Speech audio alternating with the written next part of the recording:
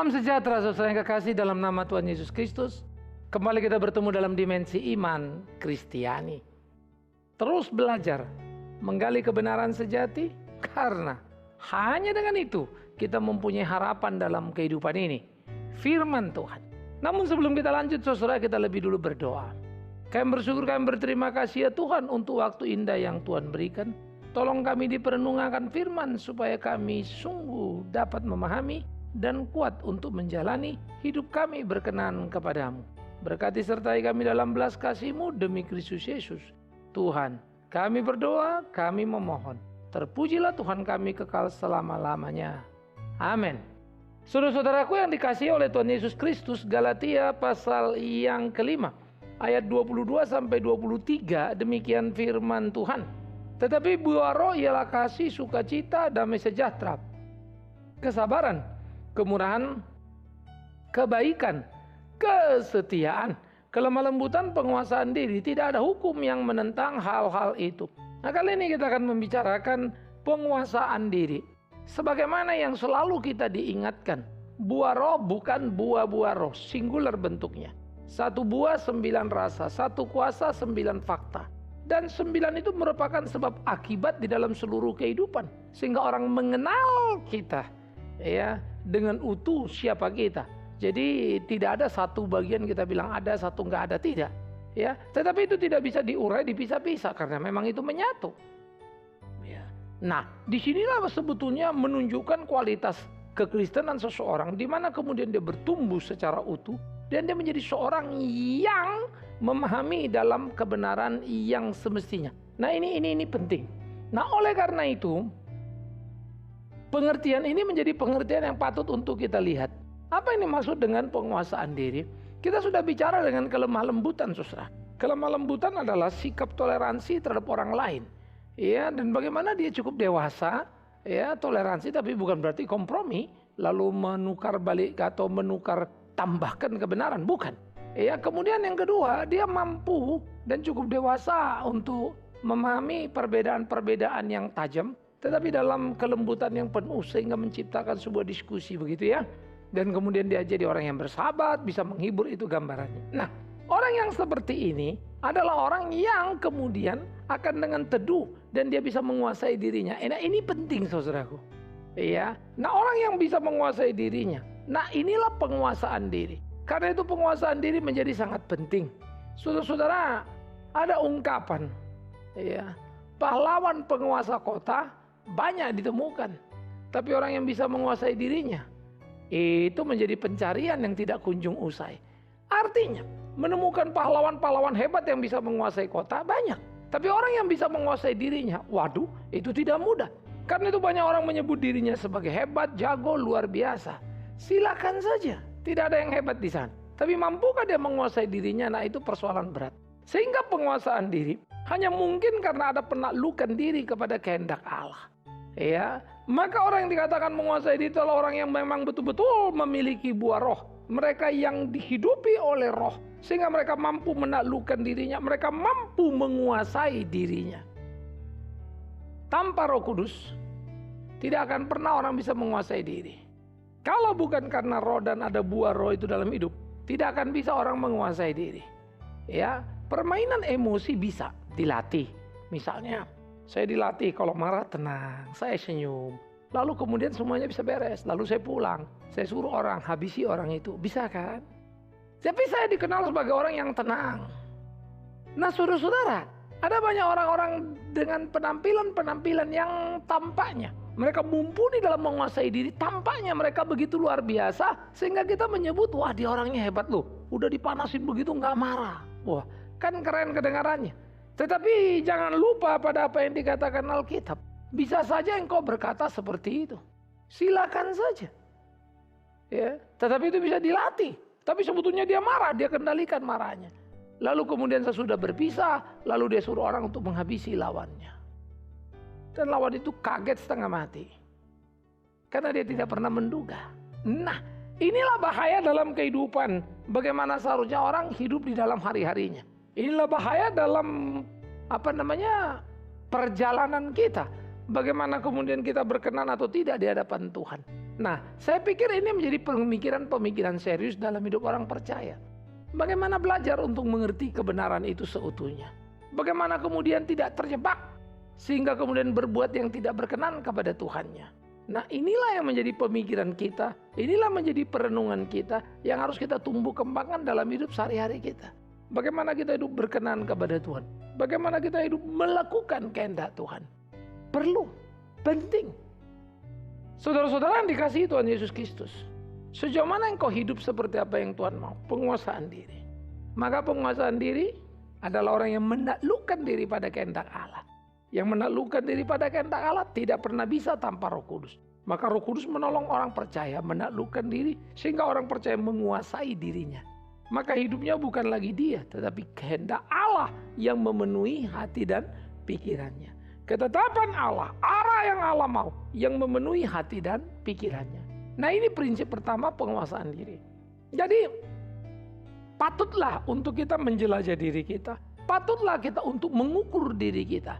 Patutlah kita untuk memperhatikan segala sesuatu dalam kehidupan kita.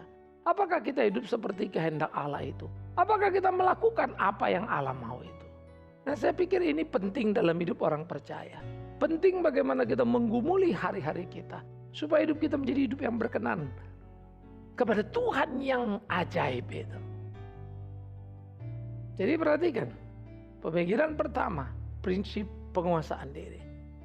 Karena engkau bisa menaklukkan diri oleh kuasa pertolongan Roh Kudus. Nah, itulah penguasaan diri. Hal yang kedua, saudara. Penguasaan diri ini memang menjadi menarik kalau kita pikirkan bersama-sama. Artinya bagaimana kita mampu menguasai diri sehingga orang tidak menjadi tinggi hati. Nah, ini penting. Orang menguasai diri artinya dia mampu mengenali dirinya, mampu mengukur dirinya sehingga dia tidak tinggi hati. Ya. Lalu kalau dia pinter, dia top, dia kaya, dia juga tahu diri. Semua itu berkat ilahi. Maka dia tidak akan pernah merusaknya.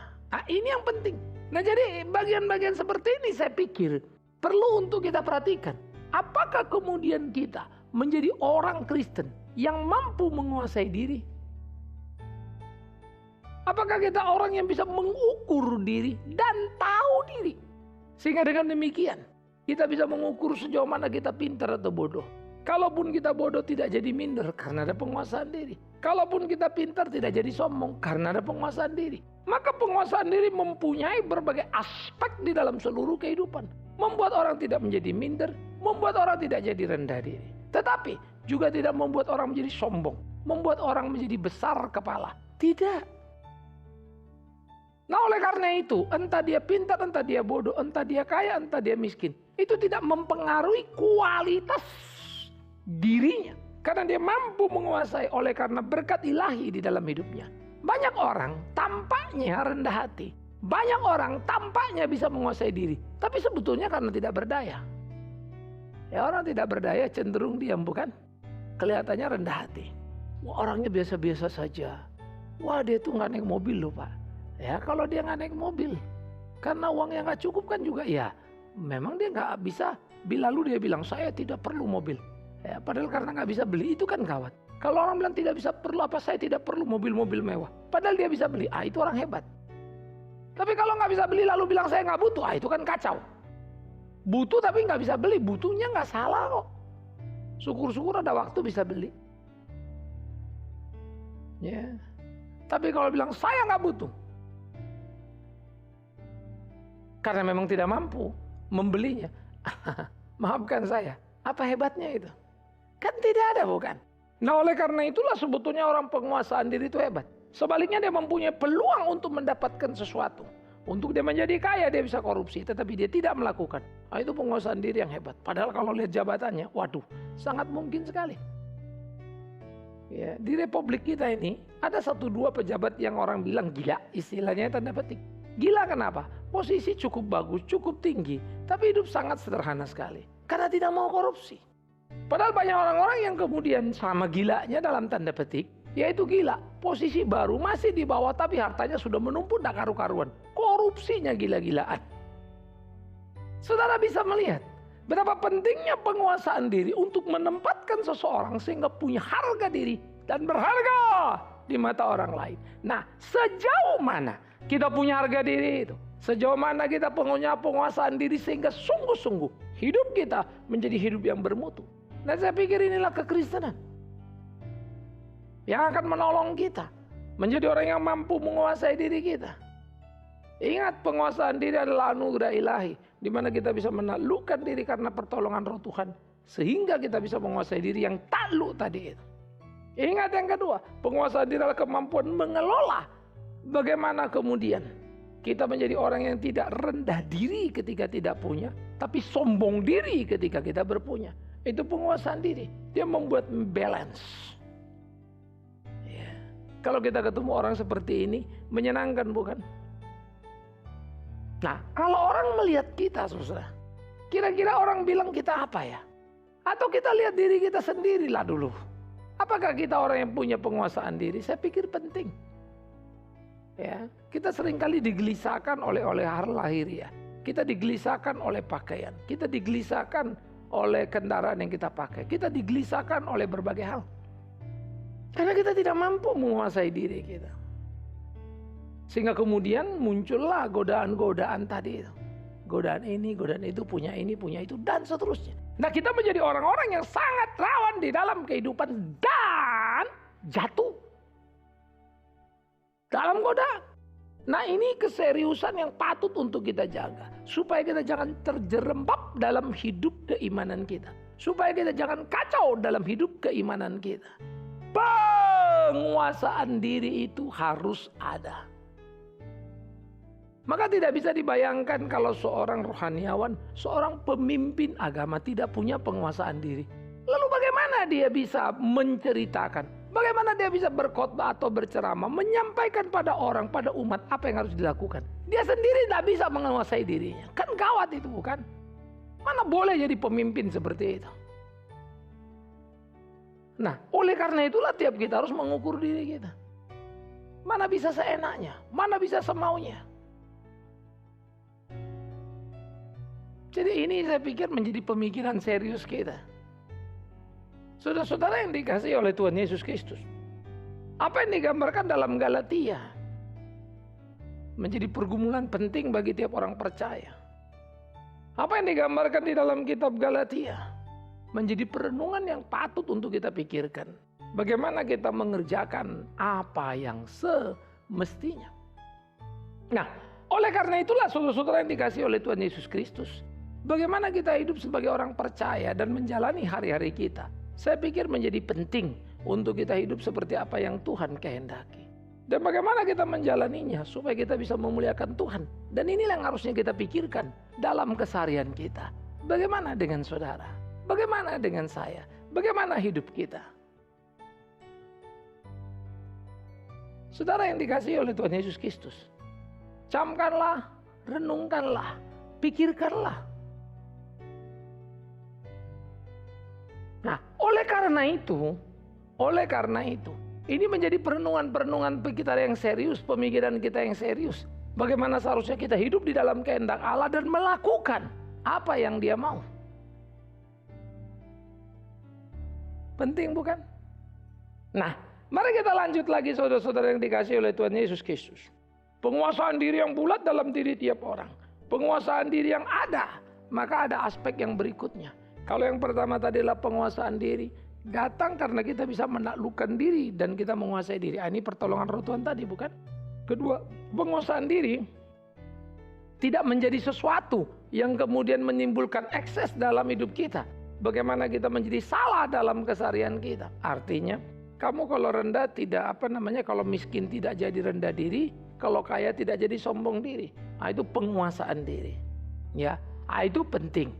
Nah, baru aspek yang ketiga adalah penguasaan diri, mengelola diri kita. Sehingga orang yang punya penguasaan diri dia bisa mengelola dirinya sehingga hidupnya menjadi hidup yang produktif terhadap banyak orang. Orang yang menguasai diri tahu dia di mana lebih lalu dia melengkapi apa yang kurang. Nah, itu penguasaan diri. Tanpa dia merasa, waduh kenapa saya kerjakan, saya jadi rendah, saya jadi hina. No. Saya dapat upah apa, saya dapat apa. Tidak. Orang yang menguasai dirinya bisa berbuat sesuatu. Ketika dia tahu dia punya apa dan dia letakkan dan dia kerjakan untuk melengkapi yang ada. Tanpa pernah dalam rangka mempromosikan dirinya.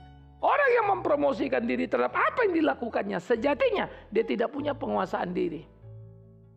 Orang yang punya penguasaan diri tahu dirinya berguna untuk apa, tahu apa yang harus dikerjakan dirinya bagi sesamanya. Nah, itu penguasaan diri. Pengelolaan diri yang begitu luar biasa ini penting. Ini yang akan membuat orang dikenal dan dikenang. Wah, itu orang hebat loh. Itu orang luar biasa. Dan orang-orang seperti ini produktivitasnya tinggi setengah mati. Tidak asal, tidak abal-abal. Dan saya pikir inilah yang harus kita gumuli dalam hidup keimanan kita. Supaya hidup kita berkenan kepada Tuhan. Melakukan seperti apa yang Tuhan mau. Ayo saudara-saudara. Sejauh mana hidup kita bisa kelola. Sejauh mana hidup kita seperti yang dikehendaki oleh Allah. Ini penting sekali. Ya. Nah, inilah menjadi sifat dari orang Kristen. Ini menjadi karakteristik yang harusnya ada. Buah roh mudah untuk diceramahkan. Tapi buah roh bukan ceramah yang perlu disampaikan dalam pengertian itu targetnya. No. Buah roh adalah satu tanda identitas kita, KTP kita, paspor kita, bahwa kita orang Kristen. Ini loh. Maka buah roh yang tampak dari perilaku kita, buah roh yang tampak dari output kehidupan kita sebagai produktivitas kita, itu menjadi gugatan tuntutan yang tidak bisa dibantah. Karena itu saya selalu berkata, tidak ada hebatnya orang menjadi pendeta, tidak ada orang hebatnya memberitakan Injil ke sana kemari, kalau itu dikerjakan sebetulnya untuk mencari apa yang diinginkannya, artinya upah. Ya orang akan kerja keras kan ya. Sama seperti seorang guru atau seorang pengacara atau profesi yang lain akan kerja keras dong. Kalau perlu mereka akan lihat dan kerja. Kalau pegawai supaya dapat banyak apa? Lembur kan begitu. Kadang-kadang gak kenal waktu itu istilahnya. Lalu ketika seorang rohaniawan misalnya khotbah kemana-mana tidak kenal waktu. Apakah melayani Tuhan? Belum tentu. Bisa jadi karena dia juga membutuhkan sesuatu untuk dirinya. Dan dia mencarinya untuk hal yang materi sebetulnya. Sehingga dia kerja keras untuk materi. Hanya semua dapat, cuma beda jabatan rohani dan tidak rohani saja. Nah, kita terjebak pula lagi di situ. Padahal Alkitab tidak pernah membagi wilayah itu. Nah, disinilah penting untuk kita melihat. Hati-hati supaya kita jangan terjebak. Hati-hati supaya kita jangan salah. Hati-hati. Sampai jangan kita kemudian memberi nilai yang tidak pas, yang tidak ada di Alkitab. Penguasaan diri. Harus ada. Sehingga kalau kita melayani karena cinta kasih yang penuh. Tidak peduli dengan apa yang kita dapatkan. Karena penguasaan diri membuat kita puas terhadap apa yang kita miliki. Kasih karunia dari Allah itu. Bukan bagaimana saya memperkaya diri. Bagaimana saya memperbanyak indah itu lalu bilang itu berkat Allah. Tetapi hidupku, hari-hariku tidak menjadi saksi nyata. Nah, oleh karena itulah penguasaan diri ini menjadi aspek penting dalam hidup tiap orang percaya. Aspek penting yang harus ada dan tidak bisa dibantah. Aspek penting yang tidak boleh tidak ada dalam hidup orang percaya. Bagaimana dengan saudara? Jika saudara mengelola diri, bisakah saudara menaklukkan diri? Bisakah saudara bersikap dengan jelas? Karena seorang yang mampu menguasai diri. Saudara menyeimbangkan diri. Tidak sombong ketika berhasil. Tidak minder ketika gagal. Tidak sombong ketika kaya.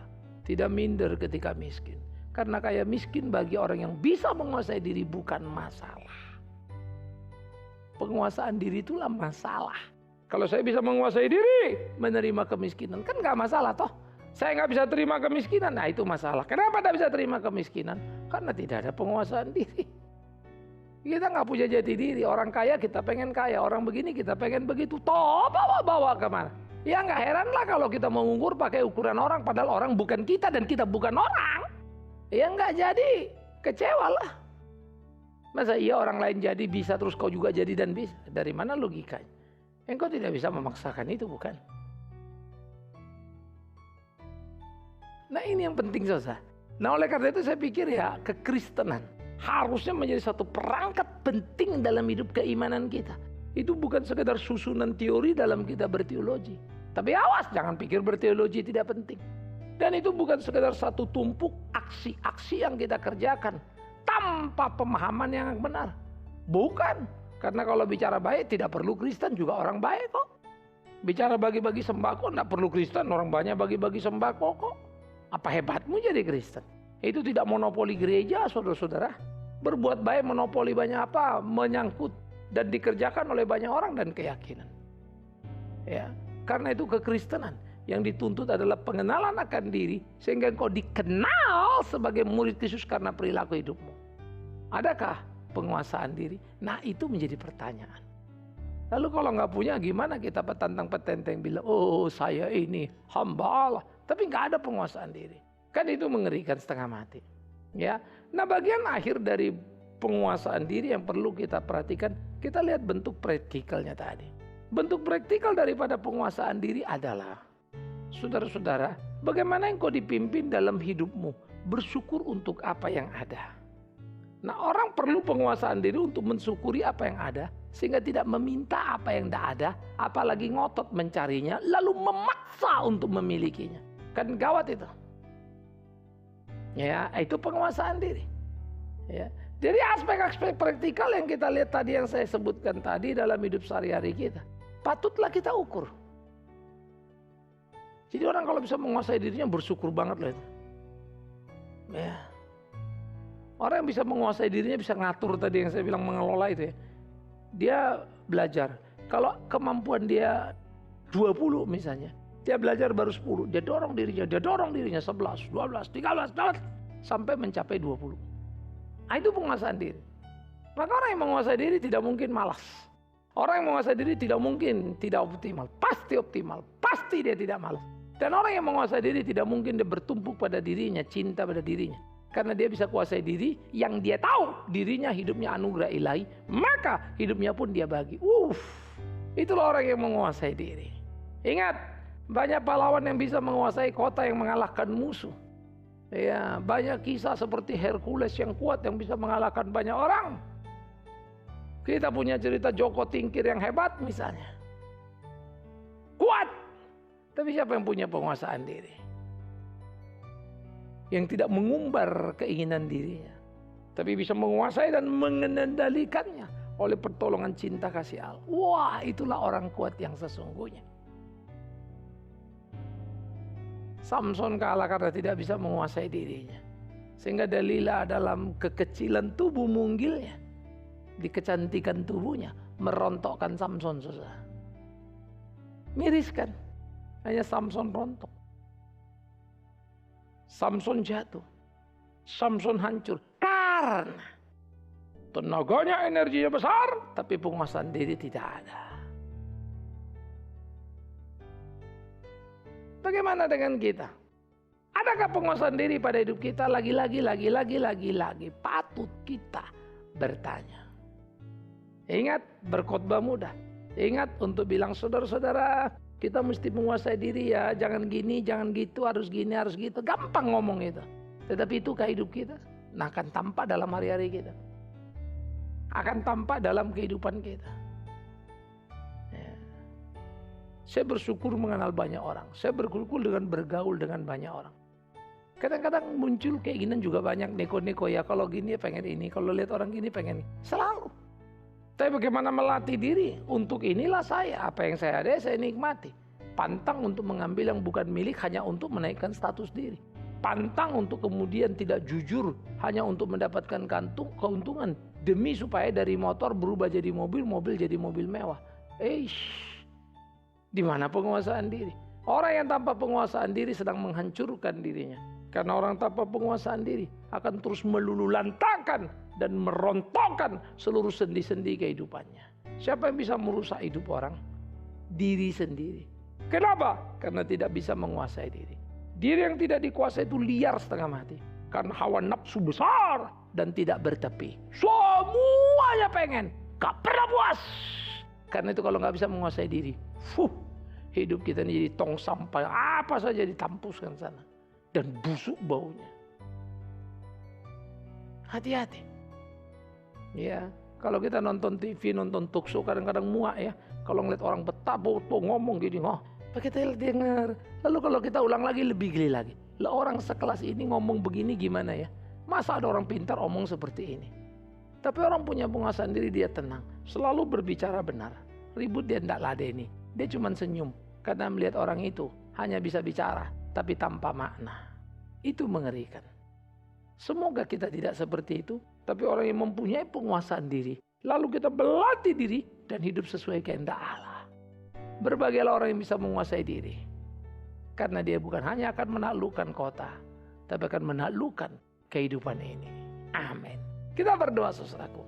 Terima kasih Tuhan untuk perenungan kami. Biarlah Roh Kudus terus menolong kami, dimampukan menguasai diri, supaya hidup kami berkenan pada kehendak Allah saja. Demi Yesus Kristus Tuhan kami berdoa. Kami bersyukur. Amin. Saudara-saudara, sampai di sini pertemuan kita dalam dimensi iman Kristiani ini.